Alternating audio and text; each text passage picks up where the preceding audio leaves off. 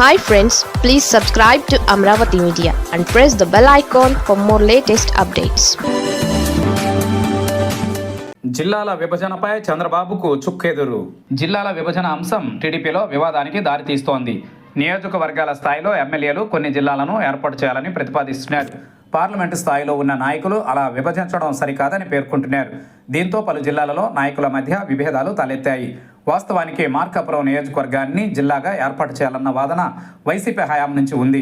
ఇటీవల దీనిపై పెద్ద ఎత్తున చర్చ కూడా జరిగింది. కానీ ఇప్పుడు మార్కాపురం ఎమ్మెల్యే జిల్లాను ఏర్పాటు చేస్తే రాజకీయంగా తనకు ఇబ్బందులు వచ్చే అవకాశం ఉందని పార్టీకి లేఖ రాయడం సంచలనంగా మారింది.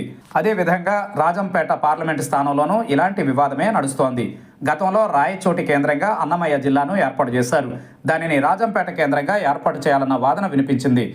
కానీ రాజంపేటలో వైసీపీ బలంగా ఉండడం, రాజంపేట ఎంపీ కూడా వైసీపీ నాయకుడే కావడంతో ప్రస్తుతం రాయచోటి కేంద్రంగానే ఉంచాలని రాయచోటి ఎమ్మెల్యే మంత్రి మండపల్లి రాంప్రసాద్ రెడ్డి కోరుతున్నారు. దీనికి సంబంధించి ఆయన కూడా లేఖ ఇచ్చారు. ఇక ఎన్టీఆర్ జిల్లా విషయానికి వస్తే జిల్లా పేరు మార్చాలనేది కొన్నాళ్లుగా ఉన్న డిమాండ్.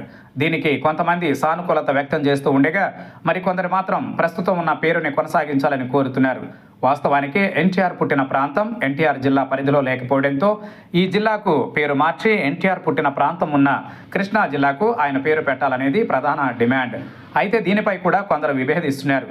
ఏలూరు జిల్లాకు రంగా పేరు వద్దని కోరుతుండడం విశేషం. ఇలా రాష్ట్ర వ్యాప్తంగా పలు జిల్లాలలో పేర్లు మార్పు నుంచి జిల్లా కేంద్రాలు ఏర్పాటు వరకు పరిస్థితి డోలాయమానంగా మారింది. దీనిపై ఏర్పాటైన మంత్రి అనగాని సత్యప్రసాద్ కమిటీ వీటిని ఏ విధంగా పరిష్కరిస్తుందో చూడాలి. ప్రస్తుతానికైతే ఎమ్మెల్యేలు ఎంపీల నుంచి అనేక అభ్యంతరాలు వివాదాలు వస్తూ ఉండడం, వీటిని పరిష్కరించే విషయంలో రాజకీయాలు చోటు చేసుకునే అవకాశం ఉండడంతో జిల్లాల విభజన ముందుకు పోవడం కష్టంగా ఉందని పార్టీ నాయకులు చెబుతున్నారు.